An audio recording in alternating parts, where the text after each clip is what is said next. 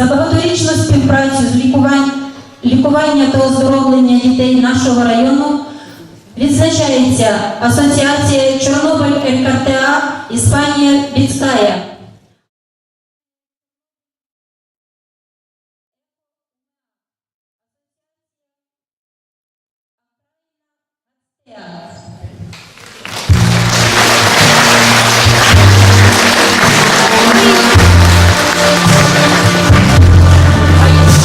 Земляків. Дякую за увагу.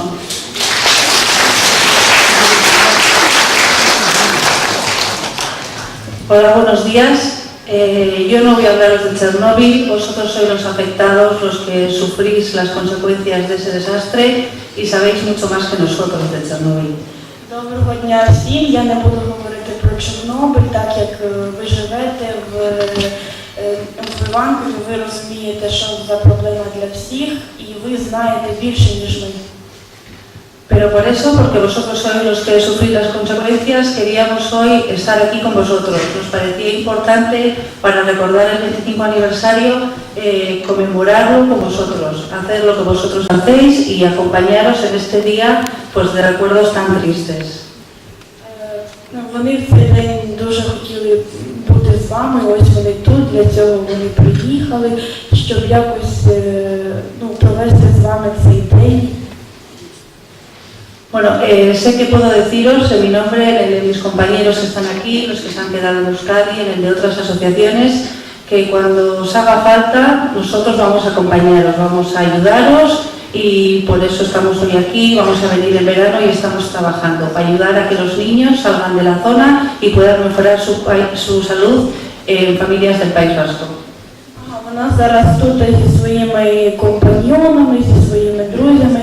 І вона хоче сказати, що вона буде допомагати у всьому необхідному. Вона зараз на сьогоднішній день вона тут, 26 квітня. А також вона приїде сюди і літом. Bueno, deciros que muchas gracias por el recibimiento que nos habéis hecho, por la buena compañía que hoy tenemos, acompañándonos a todos los sitios donde hoy estáis, los que estáis conmemorando esta fecha.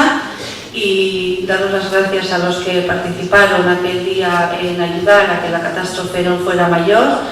Las gracias a vosotros por recibirnos, también por confiar que vuestros hijos pasen el verano con nosotros y a las asociaciones que aquí también trabajan mucho por los niños que están afectados.